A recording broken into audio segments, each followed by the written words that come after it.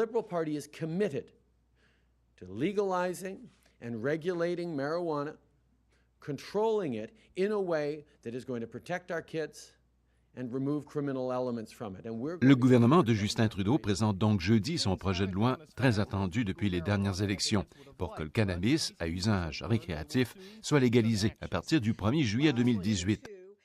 Ce qu'on ne sait pas, c'est l'âge à partir duquel on pourra consommer légalement. 18 ans, 19 ans, plusieurs penchent pour les 19 ans qui constituent l'âge où il est légal de boire dans la plupart des provinces canadiennes. Le fédéral, comme il le fait avec l'alcool et le tabac, peut établir un âge minimum en deçà duquel on ne peut pas aller, à leurs 18 ans, mais les provinces pourraient décider d'aller à 19, à 20. Les provinces peuvent aller plus haut. Lynn Beauchamp est criminologue à l'Université d'Ottawa. Pourquoi 18 ans? C'est que la préoccupation majeure, la consigne de départ, si on veut, que le gouvernement fédéral avait donnée au groupe de travail, c'est « je veux que les jeunes ne fréquentent plus le marché noir pour aller s'approvisionner où on va leur proposer toutes sortes d'autres produits et je veux des produits dont la qualité est assurée, contrôlée et pas de promotion. » Alors, ils sont partis avec ça. Alors, si on avait mis 25 ans, par exemple, comme âge d'approvisionnement et on sait que près de 40% de la consommation est faite par une clientèle en bas de 25 ans, tu aurais eu deux marchés. Un marché illégal pour approvisionner en bas de 25 ans et un autre marché régulier. Tu aurais maintenu deux marchés. La grande inconnue sera donc la réaction des jeunes au nouveau système de distribution de leurs drogues récréatives favorites. Je me suis intéressée aux plus jeunes pour voir à quel âge réellement les jeunes commençaient à s'initier encore une fois, la cigarette, l'alcool et drogue, et pourquoi ils le faisaient, quelles étaient les raisons pour lesquelles ils le faisaient. Myriam Laventure est professeure en psychoéducation à l'Université de Sherbrooke, donc à une centaine de kilomètres au sud-est de Montréal. Le constat qui a été fait, c'est qu'on ne doit pas commencer à s'intéresser à la consommation uniquement à 14, 15 ans, même si l'âge légal est établi à 18 ans, c'est clair que les jeunes s'initient à l'alcool et aux drogues avant l'âge de 18 ans.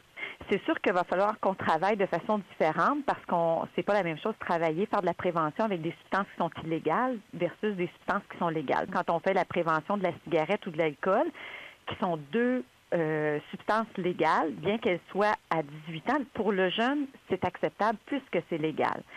Donc là, on va entrer dans cette famille-là également le cannabis. Déjà pour les jeunes, ce qu'on entend déjà sur le terrain des jeunes, c'est c'est pas si grave parce que on va le légaliser.